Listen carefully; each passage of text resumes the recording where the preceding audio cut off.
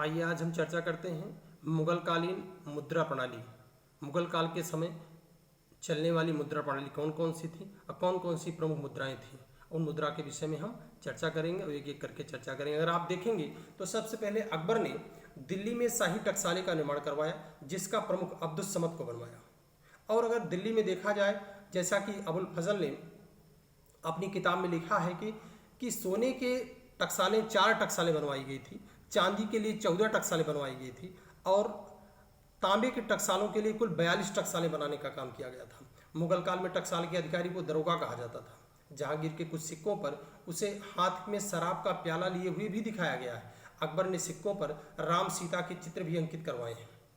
और इसी तरह से अगर आप देखें तो अकबर के समय असीरगढ़ की विजय की स्मृति पर बाज वाले चिन्ह भी अंकित करवाए गए हैं। अकबर ने सिक्कों पर कलमा खुदवाना बंद करवा दिया और उसके सिक्कों पर मीर अब्दुल बाकी साइबाई द्वारा रचित पद भी अंकित करवाए गए। इसी तरह से अगर सिक्कों के नाम हम प्रमुख रूप से देखें तो अगर हम प्रमुखता से देखें तो मुहर, एक मुगल काल के समय मुहर नामक सिक्का सबसे प्रमुख था, जो एक सोने का सिक्का होता था जिसे अकबर ने अपने शासनकाल के आरंभ में चलवाया था। इसका मूल्य 9 रुपये था, जिसे आईनी अकबरी के अनुसार माना जाता है इसका मूल्य 9 रुपये था। मुगल का सबसे अधिक प्रचलित सिक्का मुहर ही माना जाता था। इसके अलावा संसब था, जो अकबर के समय चलाया गया सबसे बड़ा सोने का सिक्का था। इसे 101 तोले के बराबर माना जाता था, बड़े लेन देन के लिए उपयोग किया जाता है। इसके अलावा इलाही अकबर के द्वारा चलाया गया था, जो 10 रुपये के बराबर माना जाता था। इसके अलावा जलाली, जो चांदी का वर्गाकार चौकोर सिक्का था, यह अकबर के समय चलाया गया था। इसके बाद दाम नामक सिक्का भी चलाया गया था, जो अकबर के द्वारा चलाया गया था। यह लगभग तांबे के सिक्के, जो रुपया होता था, उसके 42वें भाग के बराबर यह सिक्का माना जाता था।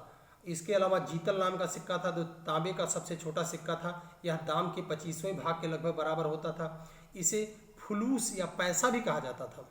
इसी तरह से आप देखेंगे निसार नामक सिक्का चलता था, जो जहांगीर द्वारा चलाया गया था। यह तांबे का सिक्का था। यह रुपए के चौथाई मूल्य के बराबर माना जाता था। इसी प्रकार से आना सिक्का आप देखेंगे, दाम और रुपए के बीच के जो सिक्का माना जाता था उसे हम आना सिक्का के रूप में जानते थे। यह शाहजहां के द्वारा चलवाया गया था। इसी तरह से माप की इकाई के लिए सिकंदरी गज, जो 39 अंगुल 32 इंच लगभग माना जाता था, जो अंकों में 32 इंच आप कह सकते हैं, यह सिकंदरी गज की लंबाई थी। ये भी एग्जाम में पूछता है। इसी तरह से आप इलाही गज देखेंगे, लगभग 41 अंगुल का जो था, जो 33 इंच का था।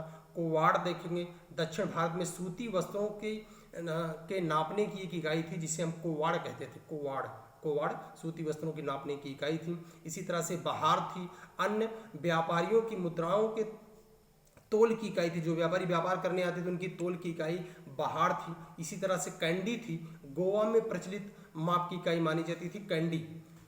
इस तरह से अगर देखें तो मुगल काल के समय भारतीय सिक्के और मुगलों के द्वारा चालू गए सिक्के का वजन कितना था, उनका आकार क्या था, उनका स्वरूप क्या था, उनकी विशेषताएं क्या थी, ये बताने का काम किए। वीडियो से जुड़ने के लिए, सब्सक्राइब करने के लिए हिंदू ग्लोबल स्कूल तथा न्यू कैरियर कोचिंग एवं प्रदीप सर की ओर से ढेर सारी शुभकामनाएं।